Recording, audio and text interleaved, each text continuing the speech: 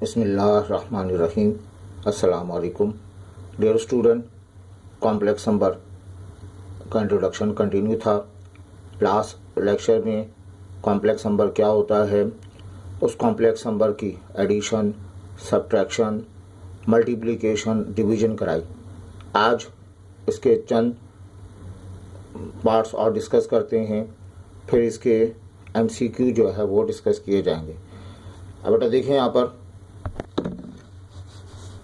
ये multiplicative inverse का direct formula है।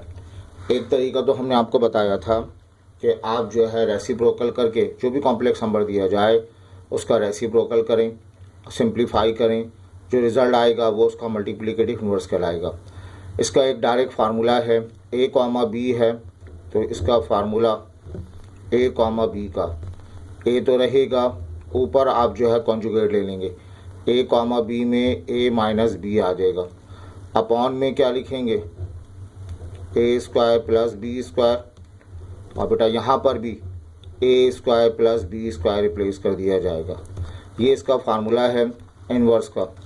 फॉर एग्ज़ाम्पल √2, 3 इसका हमें मॉडुलस लेना है, तो इसका मल्टीप्लिकेटिव इन्वर्स लेना है। तो पहला स्टेप इसका कॉन्जुगेट ले लें।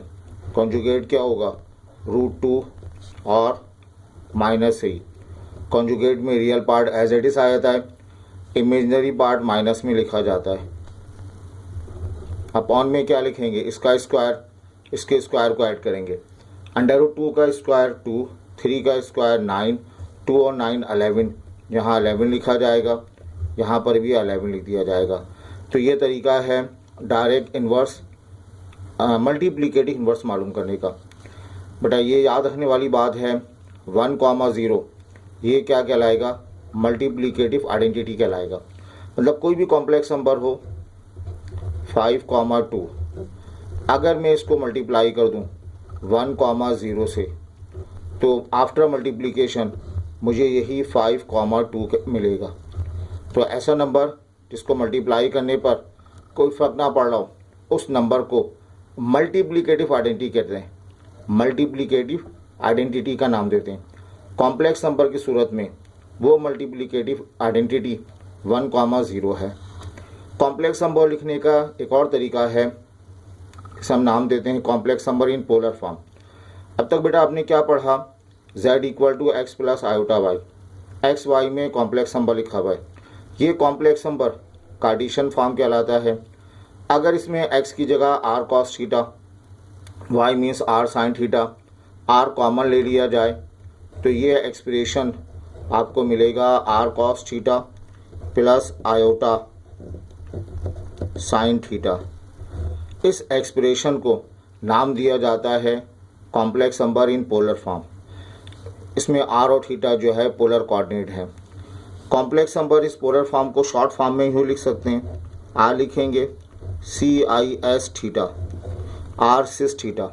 सिस का मतलब इसमें कॉस भी शुबा, cos theta plus iota sine theta, ये लिखा हुआ है।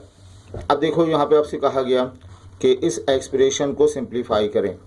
क्या लिखा हुआ है, 2 6 π/3।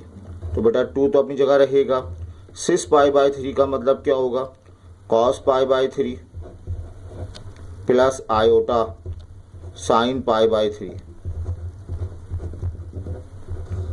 ठीक है, ये जो हमारे पास है 2 तो बेटा ऐसी रहेगा, cos π/3 cos 60 है ना, cos π/3 cos 60 हाफ के बराबर है, आयोटा ये बराबर है √3/2 के इक्वल है। अब इस 2 को अगर मैं शामिल कर दूं तो ये 1 आ जाएगा, इस 2 को शामिल कर दूं आयोटा √3, तो ये एक्सप्रेशन आ गया। ये एक्सप्रेशन कार्टेशियन फॉर्म में है। ये एक्सप्रेशन जिसमें cos थीटा साइन थीटा लिखा हुआ था पोलर फॉर्म में है। तो पोलर फॉर्म दिया जाए, सिंप्लीफाई करेंगे, कार्टेशियन फॉर्म में निकल आएगा। एक थ्योरम बहुत डिटेल में पढ़ाया जाता है, नाम है इसका डी मॉरिस थ्योरम। ये थ्योरम अप्लाई होगा उस वक्त जब कॉम्प्लेक्स नंबर पोलर फॉर्म में है। cos if z = cos theta plus iota sine theta, cos theta plus iota sine theta complex number है पोलर फॉर्म में, देन इसकी जो पावर होगी वो पावर सिंप्लीफाई करके ये n इस पावर के साथ अटैच हो जाएगा। क्या पढ़ा जाएगा? Cos n theta plus iota sign n theta. ये हमारे पास फार्मूला होगा, n शामिल कर देंगे, cos n theta plus iota sine theta. इसकी एप्लीकेशन देखें बेटा, देखो cos theta plus iota sine theta है, पावर 4 है, इस 4 को हम शामिल कर देंगे, यू गेट कॉस 4 थीटा, ये 4 इस एंगल के साथ अटैच हो जाएगा, प्लस आयोटा साइन 4 थीटा, ये पढ़ा जाएगा। और बेटा देखो कॉस थीटा बाई 2, पहले कॉस होना चाहिए फिर साइन होना चाहिए, आयोटा साइन के साथ हो, तभी ये कॉम्प्लेक्स नंबर पोलर फॉर्म कहलाएगा। इस पावर को शामिल कर दें, ये जो पावर है एंगल से अटैच हो जाएगा।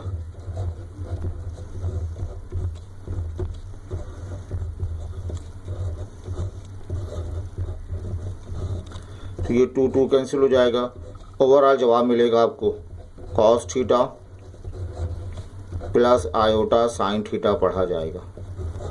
सही बात। ये डिस्कस किया जाता है रियल और इमेजनरी पार्ट, ये हमें आइसोलेट करना होता है।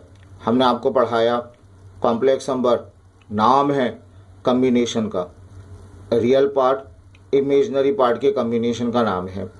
अगर कॉम्प्लेक्स नंबर दिया जाए तो हम अलग अलग कर सकते हैं, रियल पार्ट अलग कर सकते हैं, इमेजनरी पार्ट अलग कर सकते हैं। मैथमेटिकली कैसे करते हैं? अगर आपके पास लिखा हुआ है complex number x plus iota y, तो आर ई जेड का मतलब है real part of complex number, तो इन दोनों का रियल पार्ट कौन सा है? x के बराबर है, no doubt. I M imaginary part of complex number, imaginary part का मतलब है आयोटा वाला पार्ट, आयोटा हटा कर पढ़ेंगे यानी y इसका इमेजनरी पार्ट होगा। और समझें इसको, कहीं लिखा है z इक्वल है 3 प्लस 2 आयोटा, आपसे पूछा जाए रियल पार्ट क्या है, तो जो आयोटा नहीं है वो रियल पार्ट होगा। इमेजनरी पार्ट कौन सा होगा? आयोटा वाला पार्ट होगा, आयोटा हटा दें 2 लिखा जाएगा। इमेजनरी पार्ट का मतलब ही वो पार्ट है जो आयोटा के साथ अटैच है। अब ये एक आसान सी ब्लैंक्स पूछी जाती है, ये एक्सप्रेशन लिखा हुआ है, इसमें पूछा गया कि इसका आपने जो है वो रियल और इमेजनरी पार्ट बताना है। तो बेटा पहले सिंप्लीफाई कर लें, 3 iota square minus 5 iota, iota square -1 होता है, मल्टीप्लाई होके -3 माइनस 5 आयोटा। अब बताओ इसका रियल पार्ट क्या हो जाएगा? ये 2 पार्ट आ गए, आयोटा से आज़ाद है तो ये रियल पार्ट कहलाएगा। इसका इमेजिनरी पार्ट क्या होगा? अब इसमें आयोटा के साथ जो एक्सप्रेशन है -5, ये इसका इमेजिनरी पार्ट कहलाएगा। आई होप ये क्लियर है। इस किस्म के पार्ट भी पूछे जाते हैं, एक इक्वेशन आपको दी जाती है, हम इक्वेट करके काम करते हैं। क्या लिखा हुआ है? x प्लस 3 आयोटा इक्वल है 2y आयोटा, इसमें एक्स वाई मालूम करना है। फिर देखें x प्लस 3 आयोटा, ये आपको गिवन है। राइट हैंड साइड एक कॉम्प्लेक्स नंबर नहीं है, आयोटा प्योर इमेजनरी नंबर है, इसे हम मुकम्मल कॉम्प्लेक्स नंबर में लिख सकते हैं। लिख सकता हूँ 0 प्लस 2y आयोटा, ठीक है। अब देखो लेफ्ट हैंड साइड पर एक कॉम्प्लेक्स नंबर है, इसका रियल इमेजनरी पार्ट है। राइट हैंड साइड पे कॉम्प्लेक्स नंबर है, इसका रियल इमेजनरी पार्ट है। तो हम दोनों तरफ से कौन से पार्ट इक्वेट कर लें? रियल पार्ट इक्वेट कर लें। बताओ इसका रियल पार्ट x के बराबर है, यहाँ का रियल पार्ट 0, तो x की वैल्यू 0 आ गई। तो यहाँ का इमेजिनरी पार्ट और इधर का imaginary imaginary part 3, imaginary part 2y, तो ये बेटा 3/2 ये y के इक्वल आ जाएगा। तो y भी हासिल हो गया, x भी हासिल हो जाएगा। अच्छा बेटा ये याद रखिएगा, ये चंद आयोटा वाले पार्ट आपको समझाते हैं। रेसिप्रोकल ऑफ आयोटा यानी 1 आयोटा, सिंप्लीफाई करने पर इसका जवाब माइनस आयोटा आता है। यू मस्ट रिमेंबर, अगर आप चेक करना चाहें आयोटा से मल्टीप्लाई डिवाइड करें, रिजल्ट आ जाएगा 1 iota always represent minus iota. Iota की power 0 1, iota square -1, iota cube, iota square into iota यानी माइनस आयोटा। आयोटा की पावर 4 को आयोटा स्क्वायर का होल स्क्वायर लिखेंगे, आयोटा स्क्वायर -1 का स्क्वायर 1 आ जाएगा। आयोटा की पावर 4 1 के बराबर है। ये चारों रिजल्ट आपको ज़रूर याद होने चाहिए, ठीक है। आयोटा की power 0 1, iota square 1, iota cube minus iota, iota 4 को आयोटा स्क्वायर का होल स्क्वायर 1 कर दिया। बेटा ये आयोटा, ये जो है आयोटा वाला एक्सप्रेशन ये पावर 4 पे काम करता है। आयोटा की पावर 4, अब इसमें 4 ऐड कर दें, आयोटा की पावर 8, आयोटा की पावर 12, आयोटा की पावर 16, सबका जवाब सेम होगा। जो आयोटा की पावर 4 का जवाब 1 है तो आयोटा 8, आयोटा 12, आयोटा 16 और सो ऑन ऐसे रहेगा। अगर मैं स्टार्ट करता हूँ आयोटा से और पावर 4 ऐड करता रहूँ, आयोटा 5, आयोटा 9, आयोटा 13, तो ये सारे एक्सप्रेशन का जवाब आयोटा आपको मिलेगा। आयोटा स्क्वायर से मैं स्टार्ट करता हूँ, पावर 4 को मैं ऐड करता जाऊँ तो आयोटा 6, 4 ऐड करूँगा, आयोटा 10, आयोटा 14, सबका जवाब सेम मिलेगा। ये बताओ आयोटा स्क्वायर किसके बराबर होता है? -1 के बराबर होता है। आयोटा के साथ जो भी गेम खेला जाए, आयोटा की कोई भी पावर हो, सिंप्लीफाई करने पर इन 4 में से कोई रिजल्ट आएगा, या तो 1 आएगा या -1 आएगा या आयोटा या माइनस आयोटा। आयोटा की कोई भी पावर हो, आफ्टर सिंप्लीफिकेशन इन 4 में से कोई रिजल्ट आएगा। एक और इम्पॉर्टेंट रिजल्ट है, अगर 4 आयोटा लिखे हुए हों और पावर सब में 1 1 1 ऐड हो रही हो, 19, 20, 21, 22, तो बेटा इन सब का जवाब 0 के बराबर हासिल हो जाएगा। ये सारी जो है ये रिजल्ट मिलेंगे, 0 आ जाएगा। आयोटा वाला एक्सप्रेशन लिखा हुआ हो, 4 टर्म लिखी हुई हों और सब पावर तरतीब में हो, कंसेक्यूटिव 4 टर्म लिखी हुई हो, 6, 7, 8, 9, तो इनका सम जो है वो 0 के बराबर पढ़ा जाएगा। आई होप ये क्लियर है। बेटा याद रखिएगा, हम कहते हैं 5 ग्रेटर देन 3, बिल्कुल सही बात है, लेकिन 5 आयोटा ग्रेटर देन 3 आयोटा ये बात सही नहीं है। आयोटा के साथ हम सिंप्लीफाई करके नहीं बता सकते, आम सेंस में बता देंगे, आयोटा आ जाए तो इनइक्वलिटी होल्ड नहीं कर। कॉम्प्लेक्स नंबर को डायग्रामेटिकली शो किया जाता है, उस डायग्राम को ऑर्गन डायग्राम का नाम देते हैं। इसमें 2 एक्सिस होती हैं, एक रियल एक्सिस और एक इमेजनरी एक्सिस।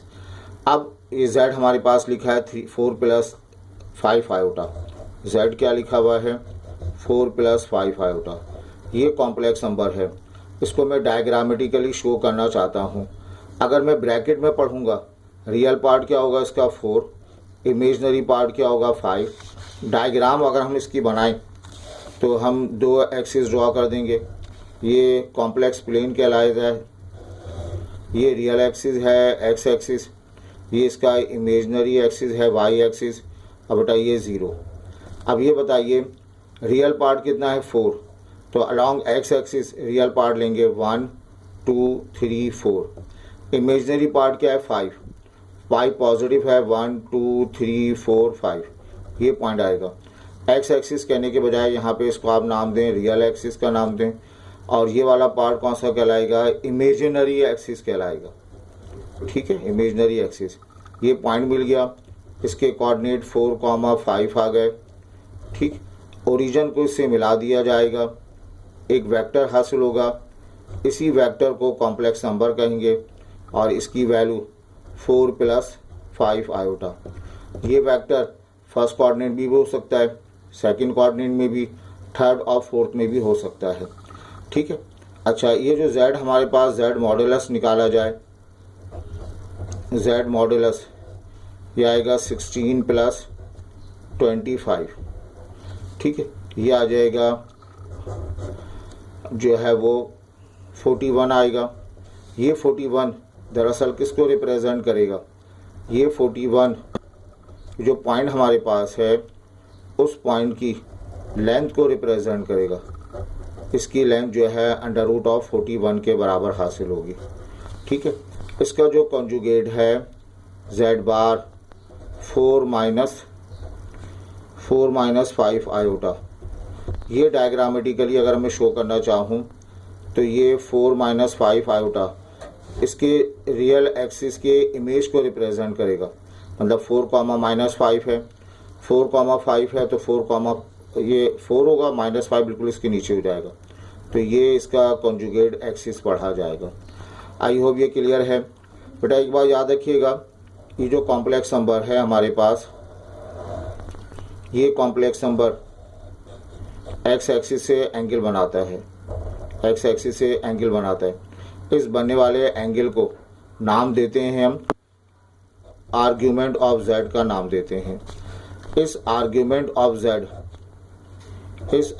ऑफ z का फार्मूला होता है, वो फार्मूला है tan inverse y upon x, modulus of y upon modulus of x, ये इसका फार्मूला है। इस फार्मूले के तहत जो है वो एंगल मालूम कर सकते हैं। कॉम्प्लेक्स नंबर रियल एक्सिस से जो एंगल बनाएगा उस एंगल की वैल्यू मालूम कर सकते हैं। ठीक है, आई होप ये क्लियर है। तो ये रिव्यू हमारा कॉम्प्लेक्स नंबर का कंप्लीट हुआ। अब इंशाल्लाह हम जो है वो अगली वीडियो चंद MCQ सॉल्व करेंगे, उससे आपको और हेल्प मिलेगी। फिर एक टेस्ट जो हम व्हाट्सएप पे लेते हैं वो अटैम्प्ट करें, तो इंशाल्लाह भरपूर तैयारी आपकी हो जाएगी।